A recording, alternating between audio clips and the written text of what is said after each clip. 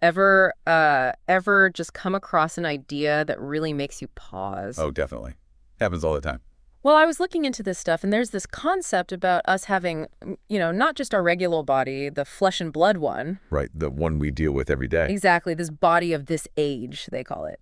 But then there's this other one, a body of spirit that belongs to that age. Ah, okay. Yes.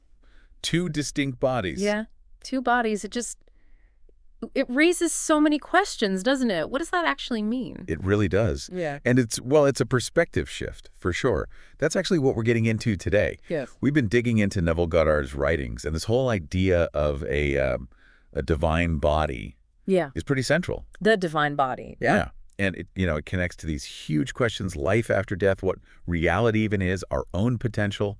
It's deep stuff. And what's interesting about Goddard, from what I've seen, is he doesn't just present this as like philosophy. Oh, not at all. That's key. He frames it based on what he claims are his own personal experience Right. and his way of interpreting scripture. Exactly. Personal encounters, Yeah. visions, not just abstract thought. So the mission for us today really is to try and unpack this divine body concept as he describes it. Right. What is it? What's it like? And, what could it possibly mean for us, for anyone listening? It might seem a bit out there, I admit. Oh, it definitely pushes boundaries. But I think it's going to be a really thought-provoking exploration. I agree. And just, as a heads up for everyone listening, we're exploring Neville's perspective here based on his experiences and interpretations.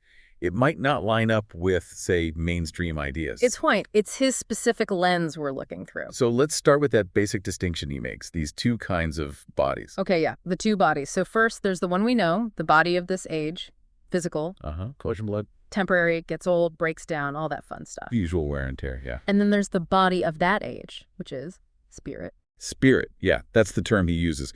And he points out, this isn't a totally new idea.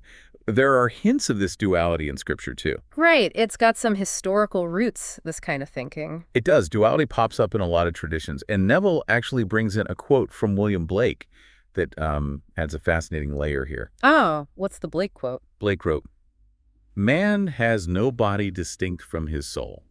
That cold body is a portion of soul discerned by the five senses, the chief inlets of soul in this age." A portion of soul discerned by the five senses. Let's just sit with that for a second. It's powerful, isn't it? Yeah. It suggests our physical body, what feels so solid and real, might just be like a limited perception. Exactly. Filtered through our senses. It's like we're only seeing a tiny part of the picture, a slice of what our soul or our true being actually is. Precisely. Our physical form isn't the whole story, just how we experience things in this age through these particular senses. And Neville really runs with that, doesn't he? He uses it as a foundation for his own experiences. He absolutely does. And this is where, like you said, it moves beyond theory for him. He's very explicit that his belief in surviving death and in these two bodies comes from firsthand experience, not just faith or speculation. Right. He contrasts his view quite directly with someone like, say, Bertrand Russell. He mentions Russell anticipating telling God, "You gave us insufficient evidence." Huh. Yeah, I saw that. A very different viewpoint. Totally different. Neville's coming from a place of, no, I've seen something more. And that leads into a really compelling story he tells Which one is that? about his secretary, Jack Butler, after Jack had passed away. Okay, right. This really grounds the concept in a personal relationship. It does. So Jack Butler worked for him, then Jack died. Neville went to the funeral. Pretty straightforward so far. Then, maybe 6 months later, Neville describes this experience. He's fully awake, fully conscious, but he knows his physical body's back on his bed. He's just somewhere else. An out-of-body state. Seems like it, yeah. And in this state, he runs into his sister-in-law, Al. And then he sees Jack. Jack Butler. Whoa. Okay, so what happens in this other place? Well, it felt completely real to Neville.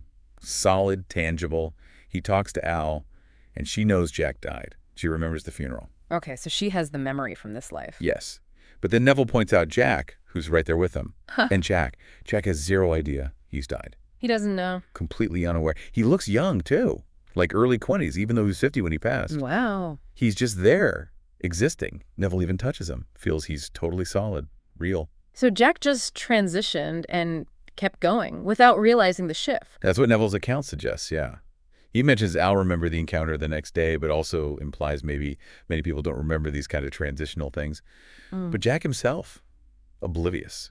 And Neville kind of generalizes from this, suggesting that when we leave this world, we're instantly restored in a new body. Instantly restored. In a body that feels unaccountably new, he says, usually looking around 20, 23 years old.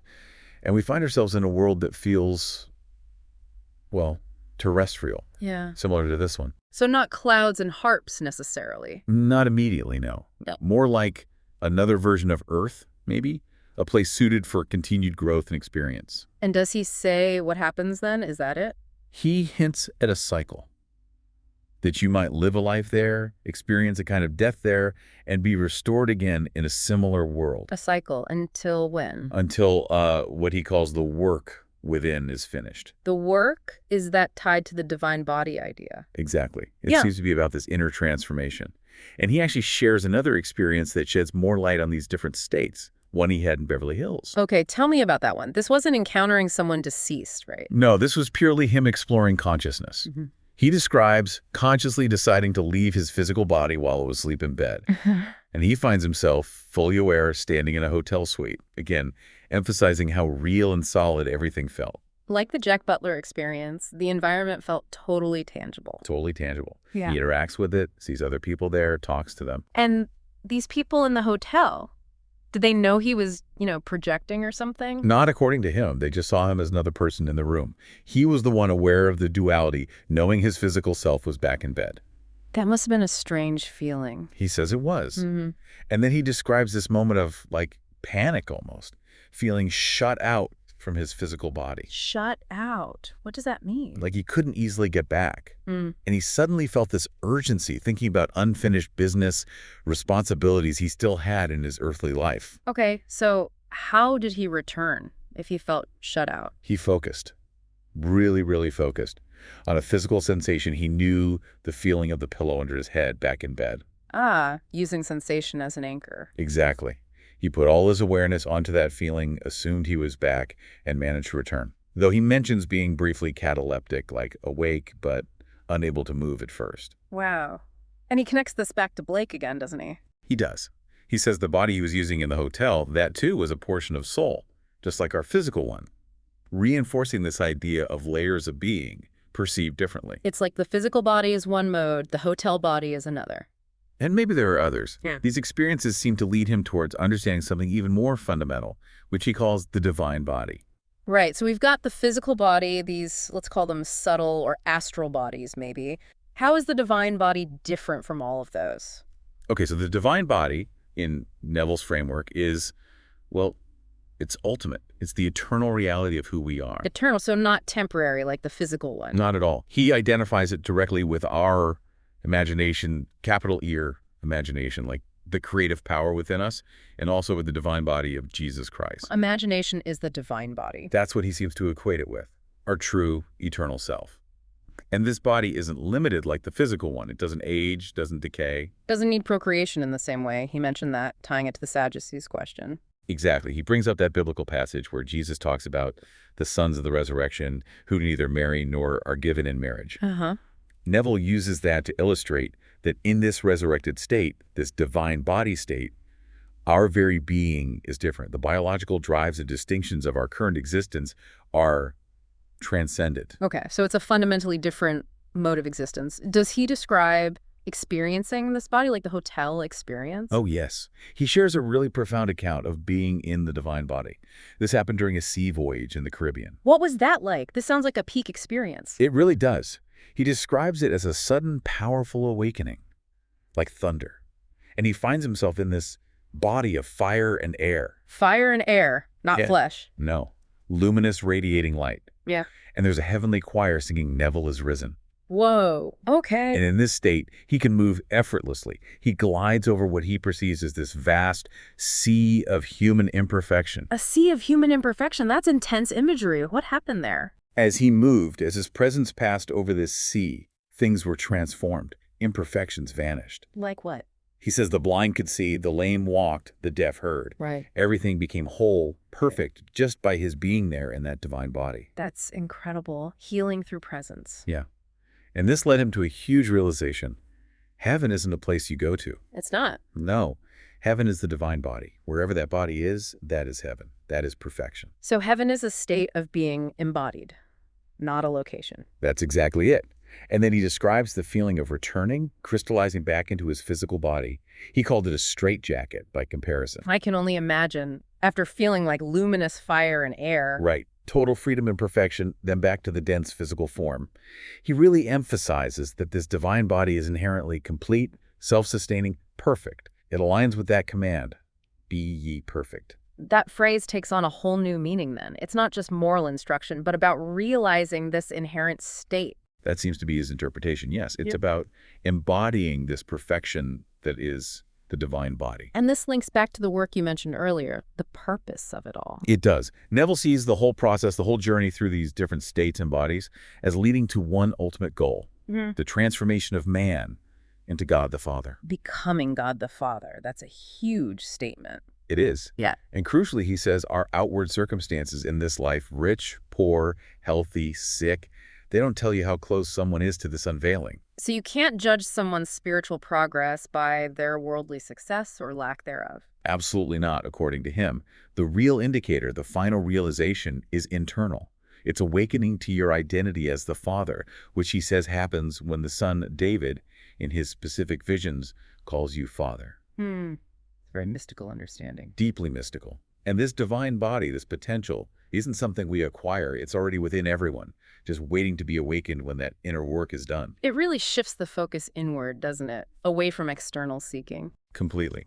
And he shares more personal stories that seem to illustrate aspects of this, especially around what happens after death and the nature of time. Like the stories about his parents. Exactly. His mother passed at 61, looking quite ill, but then appeared to him vibrant and young, maybe 20 years old. Just like Jack Butler appeared younger. Yes. And similarly, his father passed away, much older, at 85, but also appeared to him in a youthful state later on. So this restoration to youth seems like a consistent theme in his experiences. It does. And then there's the time element, which gets really mind-bending. How so? He tells a story about a friend whose mother died. The mother later appeared to the friend, looking like she was 20 again. But she was in Pennsylvania in the year 3008. The year 3008. Whoa. Yeah. And apparently her personality was basically the same. She still had some of her old fears, including a fear of death, even in that future setting. So just being in a different time didn't automatically mean enlightenment or total change. Doesn't seem like it based on that story. It's like people are inserted into different time periods, different scenes in the grand play, as he puts it. He quotes Ecclesiastes. There is nothing new under the sun. Suggesting the fundamental human experience repeats, regardless of the temporal setting. That seems to be the idea. The core self continues, navigating these different contexts. It's the internal work that drives the real transformation. He even mentions his own naming at birth, how certain things are supposedly prophesied about him, hinting at a kind of predetermined path or purpose unfolding. It all paints a picture of reality being much more fluid and layered than we usually assume. Much more fluid. And finally, just touching on creation again within that divine body state, the state of resurrection. Yes. He explains that the whole biological setup of sex, as we understand it for procreation, is transcended. Creation becomes automatic. Yeah. Perfect. An expression of the being itself. So no longer the same mechanics of creation. No, because the divine body is the immortal self, the eternal self. It is perfection. Creation flows from that state effortlessly. Okay, wow. There is a lot to take in there. There really is. It's a very rich and unconventional tapestry he weaves. Definitely. So just to try and recap the main threads for everyone listening, we've explored Neville Goddard's idea based on his experiences of these two bodies. Right. The temporary physical one and this eternal divine body of spirit. Which he connects to our core imagination, the Christ within, this state of inherent perfection. And we heard his account suggesting consciousness continues after death, often in a restored youthful form, in worlds that feel very real. Yeah, the Jack Butler story, his parents, and that the transformation isn't necessarily tied to linear time or external success. Exactly. The focus is on that inner work, that awakening to the divine body, which he says is heaven itself. Not a place, but a state of being. Perfect being, luminous, transformative. It's quite a vision. It is. And, you know, as you listening reflect on all this, there's extraordinary ideas. Okay. Think about how they resonate or maybe challenge your own beliefs or curiosities about reality. Neville's viewpoint is just that one perspective, but a powerful one. Definitely offers a different lens on life, death, potential. For sure. So maybe just a final thought to leave everyone with. If, as Neville suggests, our deepest, truest nature is this perfect, luminous, divine body, what might that actually imply about the potential we hold right now, even inside these garments of flesh and blood, as he calls them? That's the question, isn't it? Could knowing, or even just considering, that inherent perfection change how we experience things right here, right now? Something to ponder, definitely. How might that shift our view of ourselves and the world? A lot to think about.